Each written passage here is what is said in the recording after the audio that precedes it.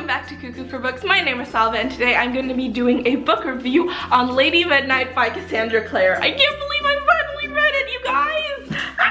This book is the first book in the Dark Artifices, which is the third series in the Shadowhunters universe following the Mortal Instruments and the Infernal Devices. It takes place in LA 5 years after the events of the last book of the Mortal Instruments. It's about a new bunch of Shadowhunters, the Blackthorns and the Carstairs, and it's about Parabatai falling in love with each other. Let me start off by saying I loved the setting of this novel. It takes place in LA. There were a lot of locations in the book that I was like, hey, I just drove past that like the other day. I was very much afraid about this being a forbidden love thing where two people were pining over one another. Oh man, it's gonna turn into a soap opera, isn't it? For the most part, I liked the balance that Cassandra Clare had. It wasn't too much of that, but there was still enough romance for, you know, the more romantically inclined. But at the same time, there was enough intrigue and mystery for, you know, the adventurous people who wanted adventure and shadow hunting. I also mentioned this in my wrap-up. The poem Annabel Lee by Edgar Allan Poe plays a big part in the plot of this novel. The chapter titles are named after it. They refer to it a lot. It's being one of my favorite poems. For me, it just helped set the mood for me more, and even though as a book reviewer you shouldn't be biased, it biased me in favor of the book. I was like, well, they're using my favorite poem. That's a good book in my book.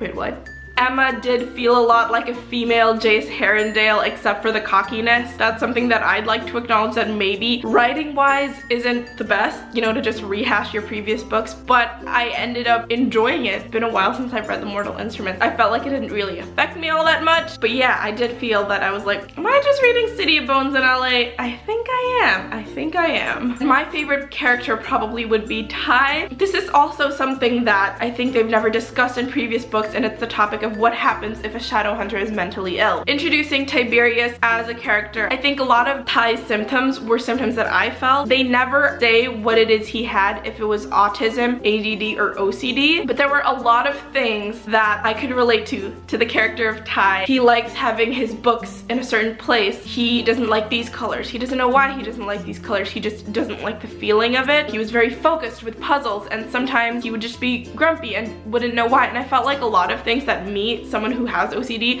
I could relate to it a lot. And even though maybe his character has ADD or something else, I was like, oh, look at that, a character I could relate to. Parabatai, I thought it was very well handled. I thought that both characters seemed very mature for their age. It didn't come off as the whiny, like, why can't I have her? You didn't feel like you were listening or reading about two whiny teenagers who just couldn't be together. Surprisingly, I did not appreciate the inclusion of previous characters in this book because it just seemed a little too like, well, that's coincidental. Out of all the people who could have showed up, they're the ones who show up. Really? You know the warning, all aboard the spoiler train. Choo-choo! The fact that Emma's parents died for nothing. At first I was like, that's not fair. She should get a reason why her parents were killed. And then you realize that that was a really realistic way of portraying it. I think it's that sometimes you don't get the answers you're looking for, and sometimes it's not this big feeling of being vindicated and you're just like, they didn't die in a blaze of glory. They really just died for nothing. While I felt bad for Emma, I was like, huh, that's a pretty interesting way of telling your story. When Tavi was being held hostage, the whole time obviously I was like, I don't want any of the Blackthorns to die. At the same time I was like,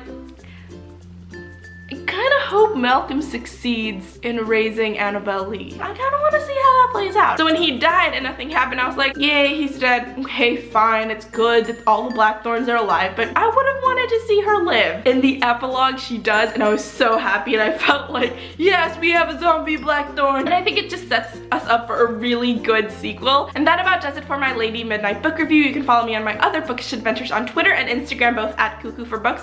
Please subscribe, and I will see you guys very soon. Bye, guys!